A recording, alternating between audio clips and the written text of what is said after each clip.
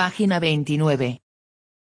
Babilonia, Mesopotamia, la mitad de la historia humana, Paul Kriwacek, 2011. Capítulo 2. El reinado desciende del cielo, la revolución urbana. 2.1. Antes del 4000 a.C. Eridu. Abandonamos el tráfico moderno, los coches y las emisiones de humo de los camiones de reparto a lo largo de St. Giles y Beaumont Street de Oxford, y llegamos a la recargada fachada neoclásica del Museo Ashmolean. En una de las galerías encontramos una caja de cristal que contiene un objeto de barro cocido, con una sección transversal cuadrada, descolorido, medio roto y cubierto de lo que a primera vista parecen huellas de pájaros. Habría que esforzarse para verlo, ya que solo tiene 20 centímetros de altura y 9 centímetros de ancho. No parece un objeto de gran importancia, pero lo es. Al mirarlo detenidamente, se retrocede en el tiempo hasta los orígenes de la civilización. Se lo llamó prisma de Well-Blundell en honor al benefactor que lo compró durante una visita a Mesopotamia en la primavera de 1921. Algunos arquitectos victorianos, como C. R. Cockerell, que en 1841 se basó en el templo de Apolo de Basae para el diseño del Museo Ashmolean, pensaban que habían llegado a las raíces definitivas de nuestra cultura. Pero el prisma nos conduce mucho más atrás, mucho antes de los griegos, del reinado de Salomón, de Moisés, del patriarca Abraham e incluso mucho antes del diluvio de Noé nos conduce hasta la primera vez en que se imaginaron las ciudades. Estas raspaduras de pájaros son escritura, 2 columnas de texto apretado en cada una de sus 4 caras que codifican una tempranísima versión de la lista real sumeria, una larga y exhaustiva enumeración de las dinastías de diferentes ciudades mesopotámicas y los años de reinado de sus gobernantes. Algunos reinados son totalmente improbables como el de Alulim, que duró 28.800 años, y el de Alalgar, 36.000. Pero la lista registra la sucesión monárquica desde Eridu hasta Baltibira, Larsa, Sipar y Surupak, y después, el diluvio sobrevino. Las marcas fueron grabadas en el prisma por un escriba anónimo en la ciudad de Larsa, en Babilonia, alrededor del año 1800 a.C. Los textos cuneiformes pueden parecer aburridos y poco atractivos, pero en realidad tienen algo maravillosamente íntimo. No puedo evitar pensar que esas marcas fueron realizadas por una persona que probablemente tenía una familia, una esposa. Los estudiosos piensan que los escribas eran en su mayoría hombres, y niños. Sus vidas, adolescentes malhumorados, peleas con el jefe, no pudieron haber sido tan diferentes de la nuestra, incluso en una sociedad y época distinta. Si estuviéramos lo suficientemente familiarizados con la escritura cuneiforme como lo estaban los escribas antiguos, seguramente reconoceríamos su caligrafía personal. Desgraciadamente, ese grado de familiaridad está muy lejos de la mayoría de nosotros. La escritura cuneiforme es muy difícil de leer. Pero, al menos, los estudiosos han podido extraer lo que dice esta tablilla: tras descender el reinado del cielo, Eridu se convirtió en la sede del reino. El escriba de Larsa no se lo inventó. La versión más antigua conocida de la lista de reyes fue recopilada mucho antes, casi con total seguridad a partir de las tradiciones orales, por un oficial de alto rango de la corte del autoproclamado señor de las 4 regiones del mundo, el rey sumerio Utu-Egal de Uruk, la primera ciudad verdadera del mundo, en el extremo sur de Mesopotamia, en algún momento anterior al año 2100 a.C. Probablemente, su objetivo era político.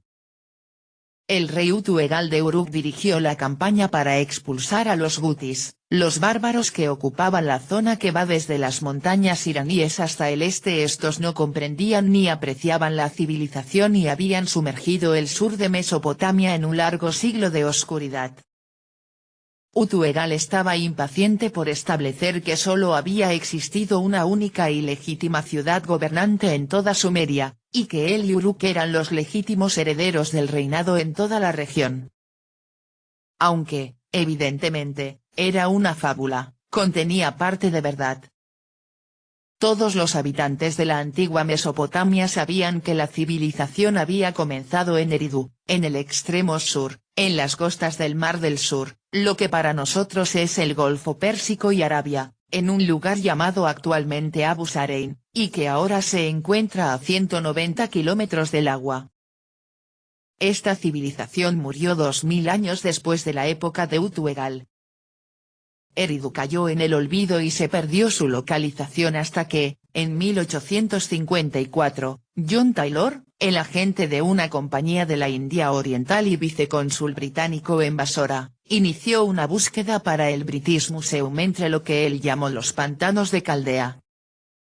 Allí encontró una colección de montículos y un fuerte en ruinas, rodeado de altas murallas con un torreón de vigilancia o torre en un extremo. Todo estaba encima de un pequeño cerro cerca del centro de un lago seco.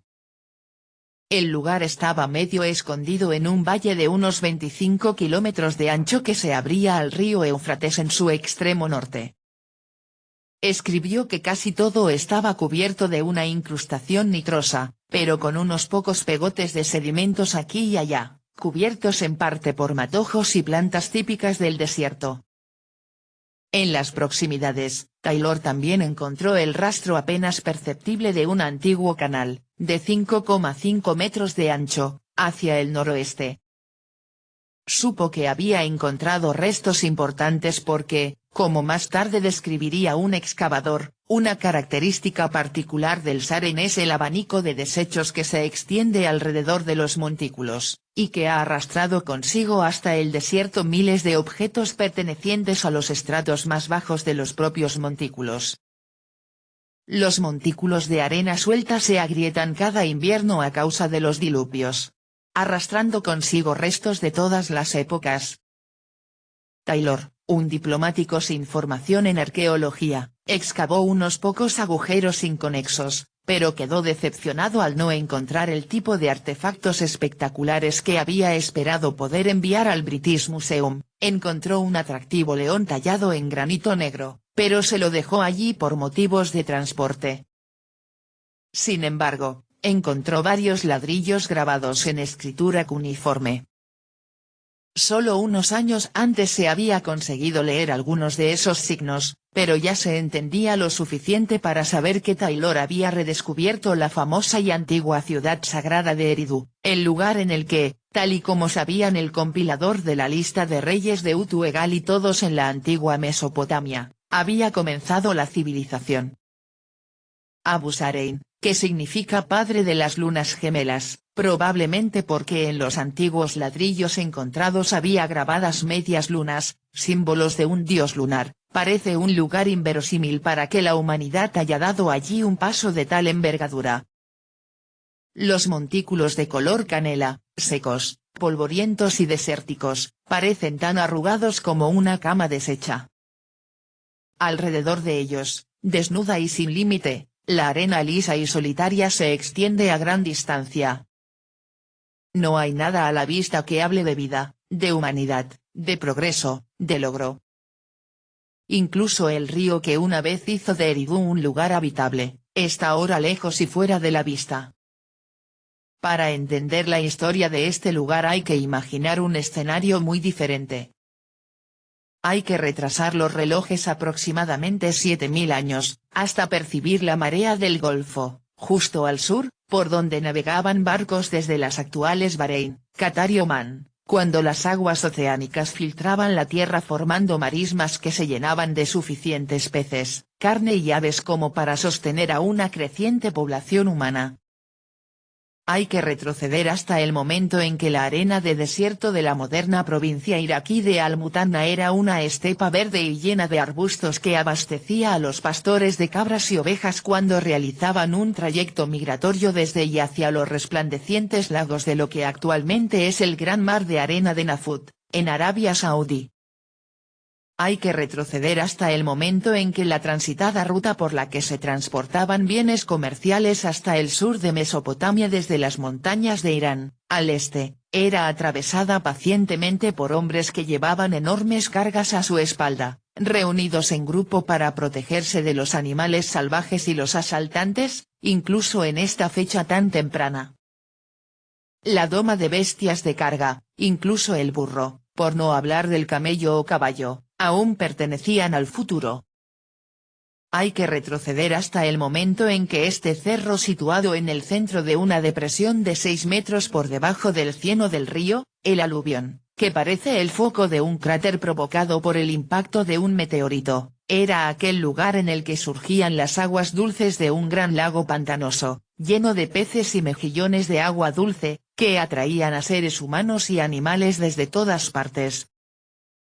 Los sumerios lo llamaban el Apsu y lo consideraban una emanación del océano de agua dulce en el cual flotaba la propia tierra. Hay que retroceder hasta el momento en que el gran río Éufrates, que cambia constantemente su sinuoso curso a través de la llanura, depositando su pesada carga de cieno sobre un terreno que desciende menos de 6 centímetros cada kilómetro, era un río que discurría cerca y llevaba consigo, tal vez a través de barcas, a esos precursores del norte que ya tenían experiencia en la construcción de diques y canales para controlar las aguas. Sus destrezas eran muy necesarias. El Éufrates no es un río apacible y manejable como el Nilo, tiene inundaciones precisas al final de cada verano que predisponen la tierra para las plantaciones de trigo del invierno. Los sumerios llamaban al Éufrates el Buranun, hay una etimología popular, muy atractiva pero sin mucho fundamento, que sugiere que el nombre proviene del sumerio y significa la gran riada. Rebasa sus orillas de forma irregular e impredecible en primavera, cuando las semillas, que ya están en la tierra, deben protegerse para que no se hundan bajo la inundación y, más tarde, para que no las seque un sol abrasador que evapora más de la mitad del caudal del río antes de que llegue al mar. Por lo tanto, las primeras personas que establecieron allí sus hogares no estaban escogiendo el camino más fácil. Construyeron sus chozas de caña en la ribera del río, crearon campos para cosechar el trigo y la cebada, jardines para plantar verduras y dátiles, y llevaron sus animales a pastar en la estepa. Si hubieran querido una vida fácil, se habrían asentado en donde hubiera habido suficientes precipitaciones anuales para hacer más simple la agricultura, por ejemplo, tras la línea invisible que demarca el área en que hay precipitaciones anuales de más de 200 milímetros, llamada por los geógrafos la isoyeta de 200 milímetros. Esta línea se curva formando un gran semicírculo desde las estribaciones de los montes Tauros en el este, pasando por la cordillera del Tauro en el norte y hasta la costa mediterránea en el oeste por la forma que describe. El arqueólogo norteamericano James Henry Breasted lo denominó el creciente fértil. En el sur de Mesopotamia, muy en el interior de la curva, apenas llueve durante la mayor parte del año. Aquí, los recién llegados solo disponían del río para regar sus cereales, e incluso para ello necesitaban reconfigurar primero la propia tierra con malecones, diques, zanjas, reservas y canales. En otras partes del mundo, durante varios miles de años, muchos hombres y mujeres habían llevado un feliz estilo de vida que apenas cambiaría en sus fundamentos hasta prácticamente nuestra época, a través de una agricultura de subsistencia bien adaptada a sus necesidades y deseos. De hecho, hoy en día se mantiene ese sistema de vida en muchos lugares. Pero no era suficiente para los precursores de la planicie de Mesopotamia. No se había agotado la tierra apropiada para la agricultura tradicional. Las poblaciones humanas eran diminutas y estaban muy dispersas, dejando un amplio espacio para los nuevos asentamientos agrícolas. Pero los que vinieron a este lugar no parecían muy interesados en imitar a sus antepasados y adaptar sus formas de vida al medio natural que se encontraron. Por el contrario, estaban decididos a adaptar el medio ambiente a su forma de vida. Fue un momento revolucionario en la historia de la humanidad. De forma consciente, los recién llegados aspiraban nada menos que a cambiar el mundo. Fueron los primeros en adoptar el principio que ha conducido al progreso y avance a través de la historia y que sigue motivando a la mayoría en los tiempos modernos, la convicción de que transformar y mejorar la naturaleza, adueñándose de ella, es no solo un derecho de la humanidad, sino su misión y su destino. Desde antes del 4000 a.C., y durante los 10 o 15 siglos siguientes, la gente de Eridu y alrededores sentaron los cimientos de casi todo lo que conocemos como civilización. Se la ha llamado revolución urbana, aunque la invención de las ciudades fue lo menos importante. Con la ciudad vino el Estado centralizado, la jerarquía de las clases sociales, la división del trabajo, las religiones organizadas, la construcción de monumentos, la ingeniería civil, la escritura, la literatura, la escultura, el arte, la música, la educación, las matemáticas, la ley, por no hablar de la amplia gama de nuevas invenciones y descubrimientos, desde artículos tan básicos como los vehículos con ruedas y los barcos de vela hasta hornos de cerámica, la metalurgia y la creación de materiales sintéticos. Y coronando todo esto se encontraba la enorme colección de nociones e ideas tan fundamentales para nuestra manera de ver el mundo, como el concepto de los números o el peso, independientes de los objetos reales contados o pesados, el número 10 o 1 kilo. Solemos olvidar que estas nociones fueron inventadas o descubiertas por alguien hace mucho tiempo. Todo esto se realizó por primera vez en el sur de Mesopotamia. El escriba que escribió el texto en el prisma del Museo Asmolean, al igual que el oficial del palacio de la corte del rey Utuegal, sabía cómo había surgido ese gran avance, el reinado había descendido a la tierra desde el cielo. Esto no se halla muy lejos de las propuestas de algunos observadores modernos y desatinadamente descarriados, como Erich von Daniken y Zecharia Sitchin, que achacan todo a extraterrestres del espacio exterior. Otros concluyeron, a partir de prejuicios de su propia época, que la Gran Revolución fue causada por la llegada de diferentes razas con sus propios caracteres y habilidades. La tradición marxista, como era de esperar, puso el énfasis en los factores sociales y económicos. I. M. Diakonov, uno de los más grandes asiriólogos soviéticos, subtituló uno de sus libros El nacimiento de la más antigua sociedad de clases y primeros centros de civilizaciones esclavistas. Actualmente está muy de moda la idea de una causa medioambiental, el cambio climático, épocas más calientes y secas que se alternan con periodos más lluviosos y frescos. Todo esto provocó que los seres humanos adaptaran su modo de vida. Incluso hay algunos que ven el surgimiento de la civilización como una consecuencia inevitable de los cambios evolutivos en la mentalidad humana desde el final de la última edad de hielo. Sin embargo, antiguos y modernos están de acuerdo en una cosa. Todos tratan a la gente como objetos pasivos, recipientes de influencias exteriores, objeto de fuerzas externas o herramientas obedientes a entidades extrínsecas. Pero nosotros, los humanos, no somos así, no reaccionamos de forma tan irreflexiva. En la historia real se debería acoger el conflicto eterno entre progresistas y conservadores, entre el avance y el retroceso, entre los que proponen hagamos algo nuevo y los que piensan que las antiguas formas son mejores, los que dicen vamos a mejorar esto y los que piensan que si todavía funciona, ¿para qué arreglarlo? Nunca ha habido un gran cambio en la cultura sin esta disputa. Esto ya había pasado al menos una vez. La revolución neolítica que llevó a nuestros antepasados de cazar y reunirse en pequeños grupos familiares hasta el asentamiento, una vida en comunidades de aldeas basada en la agricultura de subsistencia, fue la mayor destrucción en masa de destrezas, culturas y lenguajes que haya ocurrido nunca en la historia humana. Desaparecieron decenas de miles de años de conocimiento acumulado y tradición elaborada. Estudios recientes sobre este periodo esencial de la historia humana coinciden en que ningún grupo de cazadores-recolectores pudo abandonar simplemente todo lo que sabía y establecer una agricultura sedentaria sin que se hubiera dado una gran batalla de ideas. La caza y la recolección les habían proporcionado una vida relativamente fácil. Parecía que la nueva manera de vivir era mucho difícil y menos satisfactoria que la que había sido tan útil para la humanidad durante tanto tiempo. Para el autor del Génesis, la revolución neolítica significó la caída del hombre. Maldito sea el suelo por tu causa, con fatiga sacarás de él el alimento todos los días de tu vida. Espinas y abrojos te producirá y comerás la hierba del campo.